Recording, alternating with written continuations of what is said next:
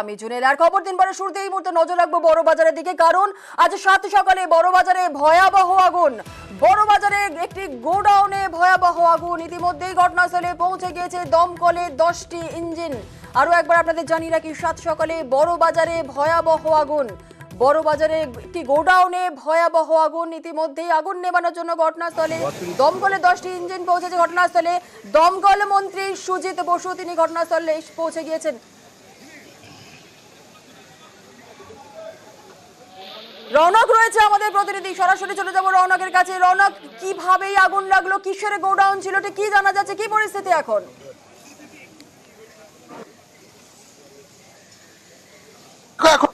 জানা যাচ্ছে যে এটি প্লাস্টিকের গোডাউন ছিল এবং প্রচুর পরিমাণে দাহ্য পদার্থ মজুদ থাকায় দ্রুত কিন্তু আগুন ছড়িয়ে পড়ে এবং এটা অত্যন্ত ঘিঞ্জি এলাকা। তুমি দেখতে পাচ্ছ যে আশেপাশে বেশ কিছু আবাসন রয়েছে এবং তার মধ্যে এই গোডাউন। ভোর 5টা নাগাদ দমকলের কাছে খবর আসে, এখানে আগুন লাগে। তারপরে কিন্তু 3 ধাপে মোট এখনো পর্যন্ত 12টি ইঞ্জিন পৌঁছায় দমকলের তরফ থেকে এবং এখনো পর্যন্ত যে পকেট ফায়ার, সেই পকেট ফায়ারগুলি রয়েছে এবং কুলিং ডাউন প্রসেস চলছে। ইতিমধ্যে ঘটনাস্থলে পৌঁছেছেন দমকল মন্ত্রী সুজিত বোস এবং যেটা জানা যাচ্ছে, যেটা গুরুতর অভিযোগ আসছে যে এই যে গোডাউন, সেই গোডাউনের অগ্নি নির্বাপক কোনো ব্যবস্থা ছিল না, তার জেরে কিন্তু দ্রুত আগুন ছড়িয়ে পড়েছে এবং এখনো পর্যন্ত দেখতে পাচ্ছ তুমি প্রায় 1.5 ঘন্টা অতিক্রান্ত, এখনো কিন্তু কিছু কিছু জায়গায় পকেট ফায়ার রয়েছে এবং যে কুলিং ডাউন প্রসেস, সেই প্রসেস চলছে এবং দমকল কর্মীরা আগুন নেভানোর কাজ করছে এবং সেই স্থল পরিদর্শন করতে দিচ্ছেন দমকল মন্ত্রী সুজিত বোস। দমকল মন্ত্রী সুজিত বোস সেই চিত্রটি দেখতে পাচ্ছ। রনক, একটা বিষয় একটু জানতে চাইবো যে তুমি যেমনটা বলছিলে ঘটনাস্থলে ইতিমধ্যে দমকলের 12টি ইঞ্জিন পৌঁছেছে, তার মানে আগুনের ভয়াবহতা যথেষ্ট রয়েছে। এবং এই মুহূর্তে যেমনটা তুমি বলছো যে ঘিঞ্জি এলাকা, অর্থাৎ যে গোডাউনে আগুন লেগেছে প্লাস্টিকের গোডাউন ছিল, এর আশপাশে কি আরো অন্যান্য দোকানও রয়েছে নাকি সেখানে মানুষজনেরও বসবাস রয়েছে, সেই বিষয়ে কিছু জানতে পারছো, কি দেখছো? একদম এটা প্লাস্টিক এবং কার্টনের গোডাউন ছিল এবং যে গোডাউনে আগুন লেগেছে তার 3 পাশ ঘিরে কিন্তু বাড়ি রয়েছে এবং সেই যে বাড়ি, সেই বাড়িতে একবার আগুন। এবং দেখানোর চেষ্টা করব, সুজিত বোস বলছেন। বলে দেবো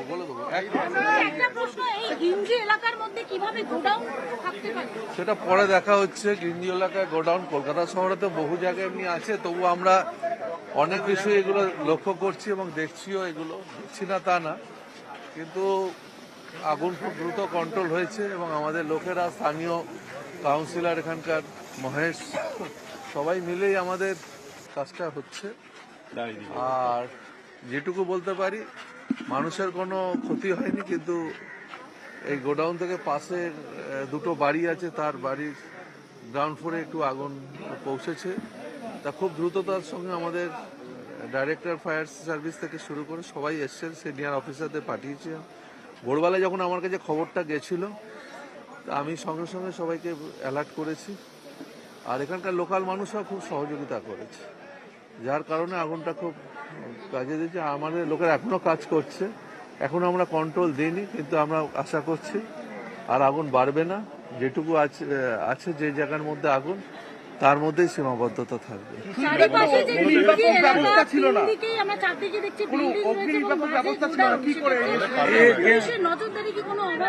না, নজরদারির অভাব শোনেন, কলকাতা শহরে বড়বাজার এলাকায় এমনি প্রচুর জায়গায় আছে যেখানে ঘিঞ্জি এলাকা, গোডাউন এগুলো আছে। এগুলো আজ থেকে নেই, বহুদিন ধরে আছে। তা সত্ত্বেও আমাদের ফায়ার অডিট হয়, দেখি আমরা, কিন্তু অনেক সময় অনেক কারণে এই গোডাউনগুলো দীর্ঘদিন ধরে আছে।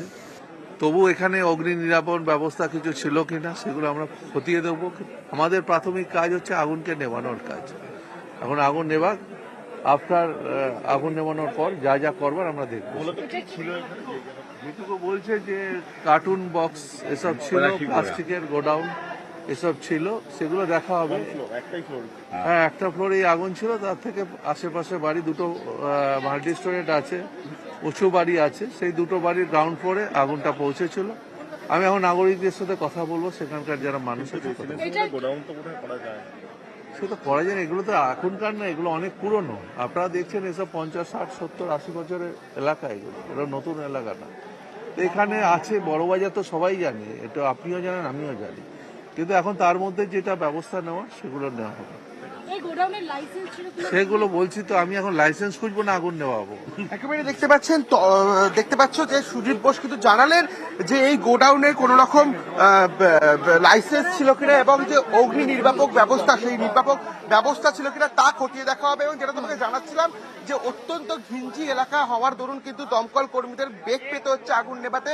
1.5 ঘন্টা অতিক্রম হয়ে গেলেও এখনো কিন্তু এই আগুন নেভানোর কাজ চলছে, কারণ পকেট ফায়ার, বেশ কিছু জায়গায় পকেট ফায়ারের দেখা মিলছে এবং সেই বিষয় পরিদর্শন করতেই দমকল মন্ত্রী সুজিত বোস এখানে এসেছেন। এবং যে বিষয়টি জানা যাচ্ছে যে এই গোডাউন এরকম একটি রেসিডেন্সিয়াল এলাকা, সেই রেসিডেন্সিয়াল এলাকার মধ্যে যে গোডাউন, কিভাবে এই গোডাউন এখানে থাকতে পারে এবং যদিও বা থাকে অগ্নি নির্বাপক ব্যবস্থা কেন ছিল না সেই নিয়ে কিন্তু প্রশ্ন উঠছে। জুনেলা, একেবারে যেমনটা বলছিলেন দমকল মন্ত্রী সুজিত বসু, যে দ্রুততার সঙ্গে আগুন নেভানোর কাজ হচ্ছে, আগুন আর বাড়বে না যেমনটা তিনি বলছেন।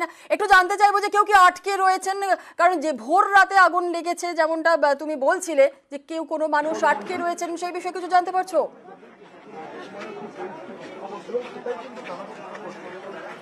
দেখো, যখন আগুন লাগে তার আগেই কিন্তু আশেপাশের যারা রয়েছেন এলাকার বাসিন্দারা ছিল তাদেরকে সরিয়ে নিয়ে যাওয়া হয়।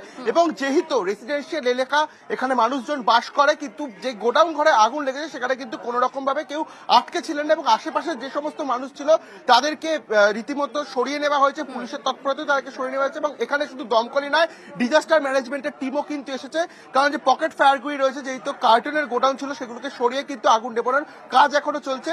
এখানে কিন্তু কোনো আহত বা হতাহতের কোনো রকম খবর নেই, অর্থাৎ যখন আগুন লেগেছিল পুরো এলাকা কিন্তু খালি করে দেওয়া হয়েছিল। বেশ বেশ, রৌনক, পরিস্থিতিকে নজর রাখবো, আবারও তোমার থেকে আপডেট নেবো। আপাতত ধন্যবাদ।